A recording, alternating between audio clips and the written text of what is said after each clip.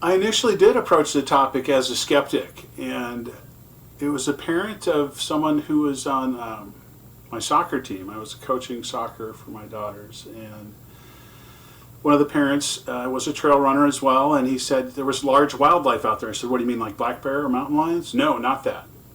Something else."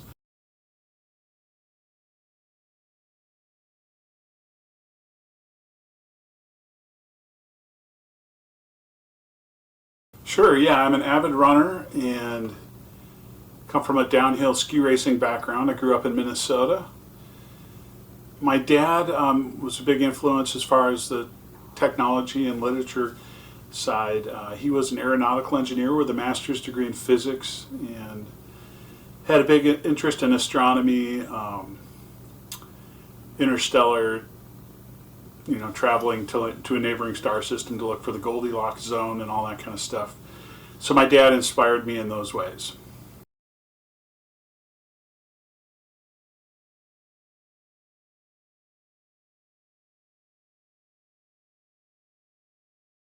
I don't think that they only live in the wild. I do think there's some sort of a deep attachment to nature and an understanding of nature and Mother Nature maybe that people don't have, that they have.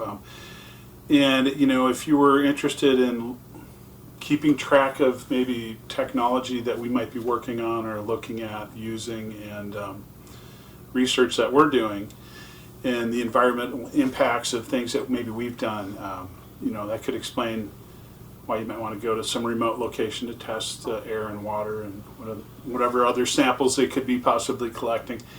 Who knows? But I know there is some sort of a deep attachment to nature that maybe we need to reconnect with. Some of us do.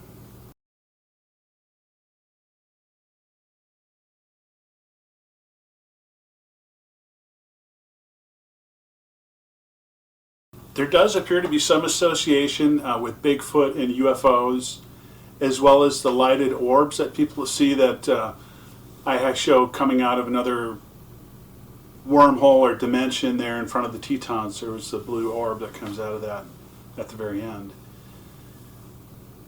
Yeah, it's just one of those phenomena that is in some way associated. They're linked together. We don't know exactly how, but it is really a lot of fun to talk about and fascinating, deep conversations you can have on that subject.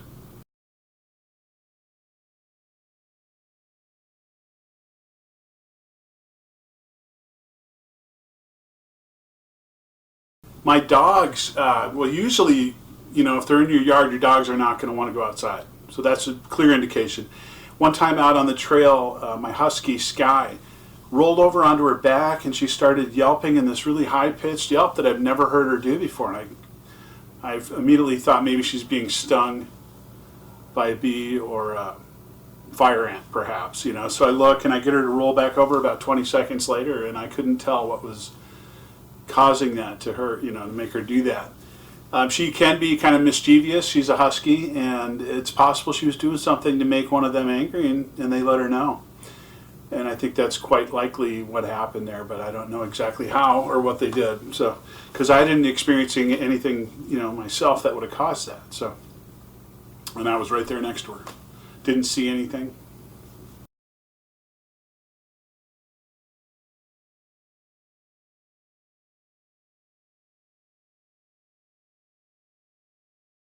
How he let me know his name was Zeus. That's a great question, and I'm glad you asked that. It was actually telepathically through a dream that was then confirmed with a real world follow up to that. Now, it was about a week following my up close encounter in September there, the one where I was about 30 yards away. And about a week following that, I hadn't been really researching the subject of Greek mythology or anything, so I would have had no reason to be dreaming about this, okay? So, and in my dream, this person wanted to let me know their name was Zeus. I wake up about 2:30 a.m., 2:30 to 3 a.m. in the morning, and I think out loud to myself, "Zeus, is that you?" And then I get a wood knock in my front yard confirming. So, I mean, it was fascinating how advanced an individual would have to be to communicate with you in that way. Through a dream, telepathically, and then they could read your thought and confirm it in real time, with a really loud, audible, firm wood knock. It was pretty wild that something could be that advanced, and that's what happened. So I guess that's the best way I could describe it. I hadn't been reading any books about Greek mythology, watching any television shows or movies relating to the subject, so I don't know what would have caused me to dream that and then have the real world follow-up again when I woke up. So, great question.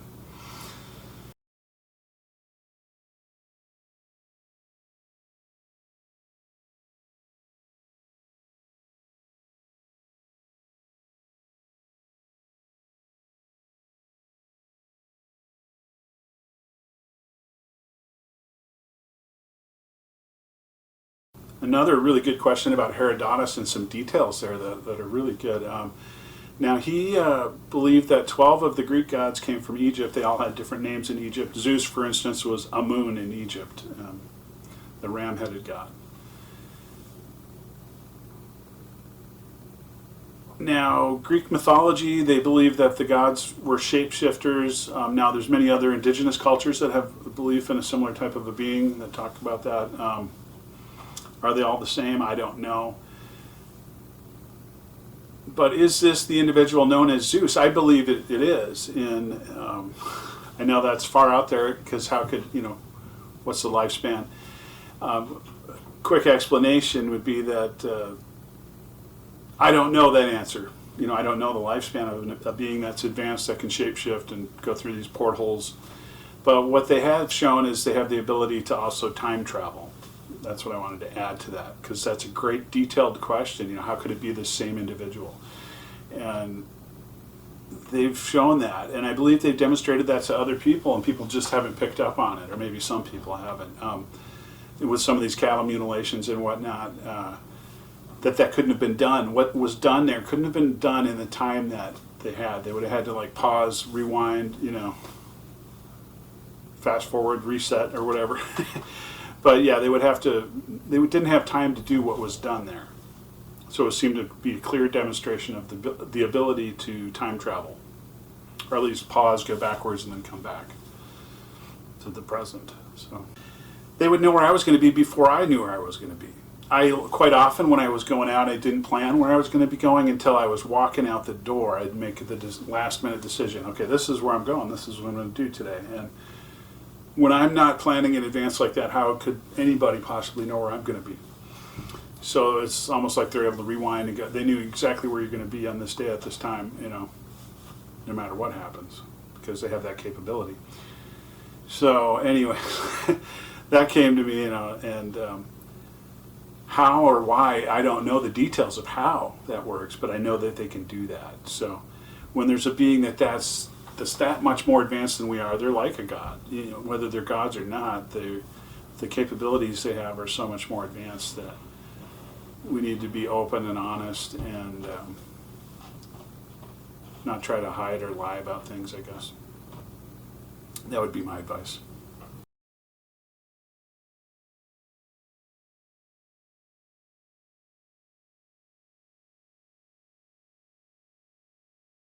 Another interesting question about Occam's razor and the footsteps. Well, the first thing you want to think about if you hear footsteps is that my own heartbeat? Because a lot of times if you're laying silently at night, you'll hear your own heartbeat. So you got to discern whether that's what you're hearing, and then after you verify it's not my heartbeat, it's something else, then you listen for how many feet? Is it a 4-footed animal, a 2-footed, and then how heavy is it? Can you feel vibrations from the steps and that kind of thing? And often at night when I was lying in bed quietly, I could hear and feel it. So it was pretty wild. You have to experience that yourself to understand what I'm talking about. But it'd be similar like hearing horses gallop by, I guess would be the best thing I could describe it like. So.